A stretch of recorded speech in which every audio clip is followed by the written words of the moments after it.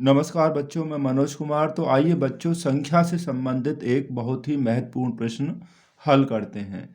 तो क्वेश्चन हमें यहाँ दिया हुआ है बच्चों कि एक 2 अंकीय संख्या का, यानी संख्या कैसी है, 2 अंकों वाली है, का 7 गुना उस संख्या के अंकों को पलटने से बनी संख्या के 4 गुने के बराबर है। यदि अंकों का अंतर 3 हो तो संख्या ज्ञात कीजिए। तो संख्या बच्चों हमारी है 2 अंकों वाली, जहाँ पर एक इकाई का अंक होगा और एक दहाई का अंक होगा। तो हम बच्चों ये मान लेते हैं कि जो दहाई का अंक है उसे हम x मान लेते हैं, माना दहाई का अंक। तो बच्चों हमने दहाई का जो अंक है उसे हमने मान लिया यहाँ पर x, ठीक है, उसे हम x मान लेते हैं। और जो इकाई वाला जो अंक है, इकाई का अंक, उसे बच्चों हम मान लेते हैं y, ठीक है। तो हमारी जो संख्या जो बनेगी वो अब कैसे बनेगी? तो संख्या बच्चों हमारी हो जाएगी, दहाई के अंक को हमें 10 से गुणा करना है, यानी दहाई का अंक x है, 10 से गुणा करेंगे तो 10x होगा, और इकाई का अंक हमें उसमें प्लस कर देना है। जब भी हम 2 अंकों की संख्या बनाते हैं तो बच्चों हमें दहाई के अंक में 10 से गुणा कर देनी है और इकाई का अंक उसमें जोड़ देना है, तो ये 10x प्लस वाई हो जाएगी। अब हम ये और निकाल लेते, अंकों के स्थान बदलने पर संख्या क्या आएगी? अंकों के स्थान बदलने पर या पलटने पर, स्थान बदलने पर प्राप्त संख्या, क्योंकि बच्चों हमें इसकी ज़रूरत पड़ेगी। स्थान बदलने पर संख्या जो हो जाएगी, अब हमारा ये जो इकाई वाला अंक है ये हो गया दहाई का, तो ये 10y और प्लस जो दहाई का अंक था वो हो गया इकाई का। यहाँ 10x प्लस वाई है तो ये हो जाएगी 10y प्लस x हो जाएगा बच्चों, ठीक है नी, स्थान बदलने पर। अब जो पहली जो कंडीशन है क्वेश्चन में जो लिखा है उसे पढ़िए और यहाँ पर वो रख दीजिए। हमें दिया हुआ है 2 अंकों वाली जो संख्या है हमारी 10x प्लस वाई है, जो शुरू में मानी है मूल संख्या, इसकी बात करेंगे। जब ये कहे ना तो संख्या का नाम ले तो ये आ जाए, इस संख्या का 7 गुना, तो 7 गुना 7 से कर दीजिए गुणा, ये बराबर है किसके? अंकों के स्थान बदलने पर जो संख्या आई है उसके 4 गुने के बराबर है। तो स्थान बदलने पर संख्या हमारे पास 10y प्लस x है बच्चों, तो इसके कितने के बराबर है? 4 गुने के है। यानी कि ये जो संख्या है इस संख्या का 7 गुना स्थान बदलने पर प्राप्त संख्या के 4 गुने के बराबर है। अब 7 से यहाँ गुणा करेंगे तो ये हो गया 70x प्लस 7y बराबर 4 से यहाँ कर दीजिए 10 चौक 40y और प्लस 4x, ठीक है, ये हो गया। अब यहाँ बच्चों 70x, x को इधर ले आइए तो यहाँ हो जाएगा माइनस के 4x, और ये प्लस के 7y, y को इधर ले आएंगे माइनस 40y बराबर 0। इधर वाले सभी नंबर को हम इधर ले आए हैं, ठीक है।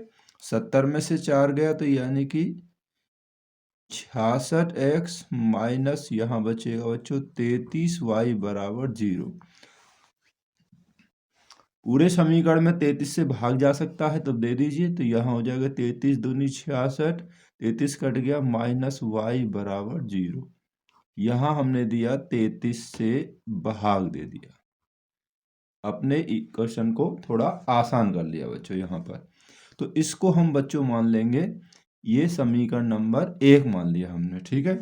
ये हमने क्या मान लिया? समीकरण 1, इसको नाम दे दिया। दूसरी शर्त क्या है?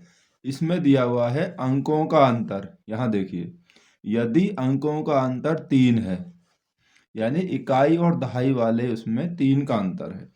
अब यानी कि x माइनस वाई बराबर 3 लिखें या y माइनस एक्स बराबर 3 लिखें, समझ लीजिए ये आपको यहाँ से पता चलेगा कि संख्या का जो 7 गुना है और अंक बदल देते हैं ना तो संख्या बड़ी बनती है जब इसका 4 गुना इसके 7 गुने के बराबर है। अगर हम ये कहें कि जैसे 25 है, अब बदल दें तो कितना हो जाएगा? 52 हो जाएगा। यानी कि जब इकाई का अंक बड़ा है तो पलटने पर संख्या जो बनेगी ना वो बच्चों बड़ी होगी। तो यहाँ पर सेकंड शर्त आ जाएगी अंकों का जो अंतर है, यहाँ पर लिखिए अंकों का अंतर बराबर कितना 3, यानी कि y माइनस एक्स बराबर 3। अब y माइनस एक्स क्यों लिखा है बच्चों, मैंने आपको अभी समझाया है कि स्थान बदलने पर जो संख्या आई है ना उसका 4 गुना पहली के 7 गुने के बराबर है, यानी कि बाद वाली संख्या बड़ी होती है। तो इसको हम ऐसा लिख देंगे माइनस एक्स प्लस वाई बराबर 3। एक्स माइनस का है तो उसे पहले रख दिया। ये हो गया बच्चों दूसरा समीकरण। पहले समीकरण को उसके नीचे रख दीजिए, 2x माइनस वाई बराबर 0। ये हो गया हमारा पहला और वो दूसरा है।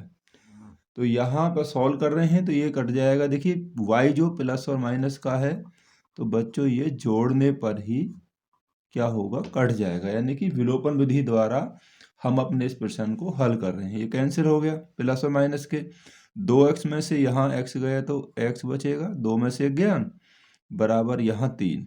तो x का जो मान है वो हमारे पास हो गया बच्चों यहाँ पर 3। ठीक है, अब x का जो मान है, x का मान समीकरण किस में रख देंगे आप, 1 में रख दीजिए या 2 में रख दीजिए, वो आपकी मर्जी है। ठीक है, समीकरण 1 में रख देते हैं। समीकरण 1 हमारे पास क्या है बच्चों, ये है 2x माइनस वाई बराबर 0 है समीकरण 1। x का मान 2 गुणा 3 माइनस के y बराबर 0, 3 दूनी 6 माइनस वाई बराबर 0, या y को उधर ले जाएंगे तो ये हो जाएगा माइनस का प्लस होगा, y बराबर कितना हो गया 6। y को उधर लाएं बच्चों प्लस का हो गया, y बराबर 6। ठीक है नहीं, अब हमारे पास जो दहाई का जो अंक है, दहाई का अंक, तो दहाई का अंक बच्चों आपके पास आपने x माना था और x का मान आपके पास 3 हो गया, और इकाई का जो अंक है आपने क्या माना था, उसे y माना था, y का मान हो गया 6।